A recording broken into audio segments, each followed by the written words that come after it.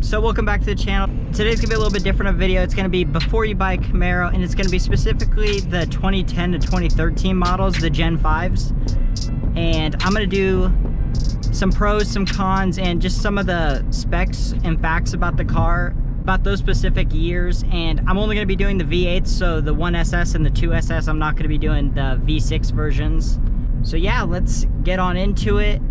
The first thing that I really do love about the Camaro is that it already took the depreciation hit, so you don't have to worry about that.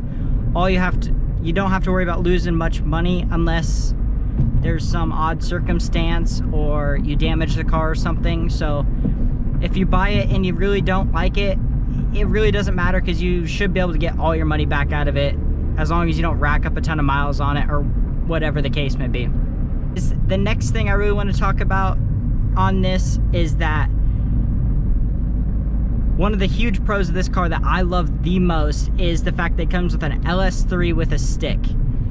The auto came with the L99, but let's be real here, stick always outweighs, no, I'm just kidding. But yeah, the L99 comes with the auto and the LS3, which they both make the same power. It's just they're different motors, which I would rather go with the stick in the LS3, because come on, who doesn't want stick in an LS car? But that is a great thing to keep in mind for that car, in case you're looking between the auto and the stick. There are differences between the two, so keep that in the back of your mind.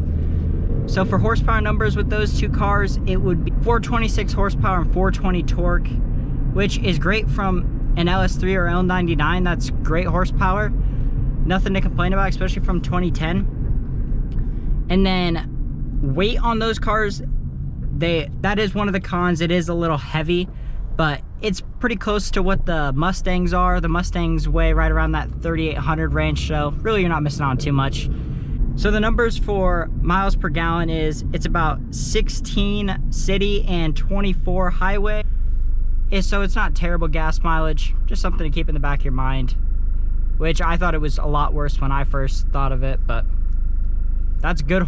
That's amazing gas mileage from a 6.2 liter V8 LS3. Also, I've been researching these cars, and the reliability, I have not found much that is wrong with these cars too heavily, or stuff that nothing really mechanically. I have heard the diffs are weak. If you're trying to like make a ton of power with them, you will have to do something different with the diff. But another con of the car, which I've heard very mixed reviews about, is the visibility out of the car.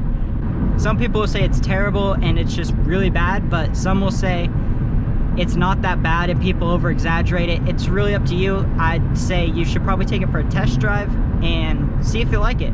See if that is something that is down your alley and you can manage. But I haven't personally driven one, so I can't tell you if it's that bad, but it's pretty mixed. It just depends on who you ask. But I would definitely test drive it and before you buy it, and see if you can deal with the visibility. And then one more con of the Camaro, which is to be expected, this one is very expected, is that the back seats are small, which for a two-door coupe sports car, everyone knows that the back seats are small, so don't expect to fit like 5 people in that car. The back seat, well, I guess you could, but those people aren't gonna like it very much. But other than that, that's most of the cons. That, and the other con I had was that it's not so much a cornering car like the Corvette. It's more of a straight line car. It's not going to take corners like a C5 Corvette, a C6 Corvette. It's not that. It's not that low to the ground, and the Corvettes are a little bit lighter, so don't expect that. But still, the weight is close to a Mustang, so it's not that bad. Also, some other pros is that it is rear wheel drive, so you can have fun doing burnouts and doing other things of that sort.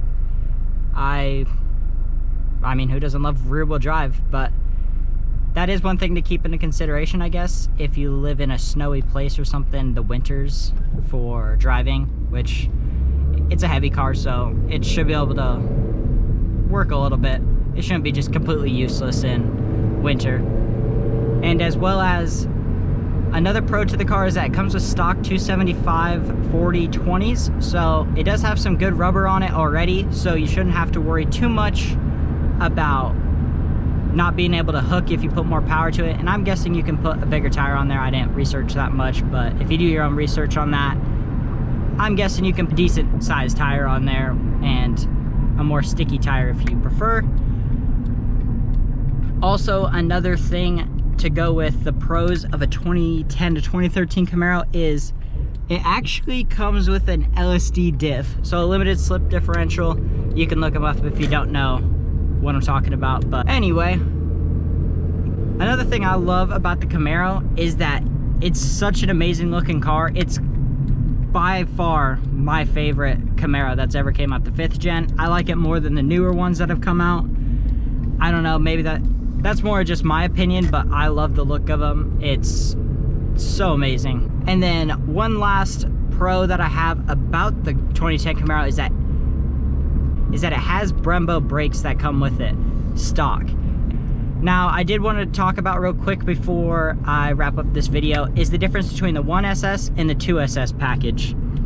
The 1SS package has cloth interior, not leather, so there are some differences, but the 2SS will come with leather interior, heated front seats, premium sound system, which is pretty nice, and it also comes with Bluetooth controls on the steering wheel, as well as 4 gauges, which you will be able to see your oil temp, your oil pressure, your transmission temp, and your voltage, which are cool things to keep track of and important things to keep track of at that.